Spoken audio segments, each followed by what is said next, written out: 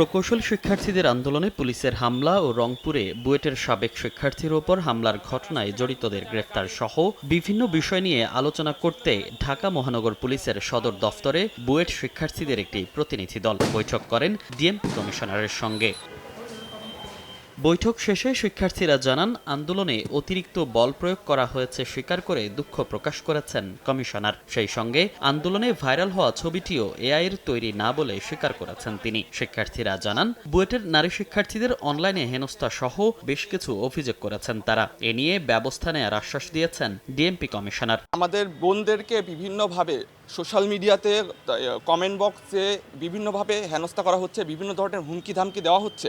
আমরা এই জিনিসটা তার দৃষ্টিগোচর তাকে জানিয়েছি এবং তিনি আমাদেরকে আশ্বস্ত করেছেন যে এই ঘটনাগুলোর সাথে যারা জড়িত আছে তাদের বিরুদ্ধে কঠোর পদক্ষেপ নেওয়া হবে। তিনি আজকে এই জিনিসটাও বলেছেন যে সেদিন আসলে অতিরিক্ত বল প্রয়োগ করা হয়েছে এবং এত বল প্রয়োগ করার প্রয়োজন ছিল না, এর থেকে কম বল প্রয়োগ করে সিচুয়েশনটা কন্ট্রোল করা যেত। ৩ দফা দাবি নিয়ে চলমান আন্দোলন সম্পর্কে প্রকৌশলী অধিকার আন্দোলনের প্রতিনিধিরা বলেন, জনদুর্ভোগ এড়িয়ে আন্দোলন চালিয়ে যাবেন তারা। স্যার আমাদেরকে যেভাবে আশ্বস্ত করেছেন, আমাদের প্রত্যেকটা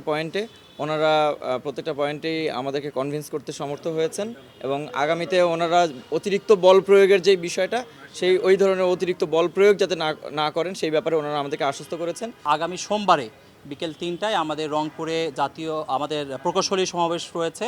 এর পাশাপাশি চট্টগ্রাম, খুলনা, সাস্ট এবং অন্যান্য জায়গায় সিলেট এবং পরবর্তীতে ঢাকায় আমাদের জাতীয় প্রকৌশলী সমাবেশ হবে। প্রয়োজনে আমরা কোনো ধরনের কঠোর কর্মসূচির দিকে যাচ্ছি না, তবে সরকার যে ভাষায় শুনতে চায় আমরা সে ভাষায় কথা বলতে প্রস্তুত। এদিকে ডিএমপি কমিশনার শেখ মোহাম্মদ সাজ্জাদ আলী বলেন, শিক্ষার্থীদের অভিযোগের প্রেক্ষিতে কয়েকজন পুলিশ সদস্যের বিরুদ্ধে তদন্ত কমিটি গঠন করা হয়েছে। অপ্রীতিকর ঘটনা হয়েছে, সেটা যাতে অ্যাভয়েড করা যায়, ভবিষ্যতে যাতে এরকম ঘটনা না ঘটে সেই জন্য তাদের কি করা উচিত, আমাদের কি করা উচিত, তাদের কি কি ভুল হয়েছে এগুলো আমি সংকলন করে দিলাম। ওখানে আমার সভা সমাবেশে নিষেধাজ্ঞা দেওয়া ছিল, এখানে আসাটা ঠিক হয় নাই, তাদের এটা বোঝা উচিত ছিল। আমি এই বিষয়ে দিয়ে আইনগত দিকগুলো বুঝাই দিলাম। তদন্ত কমিটি করছি।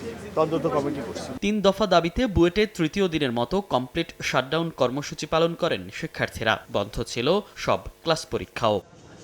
মনির হোসাইন, সময় সংবাদ, ঢাকা।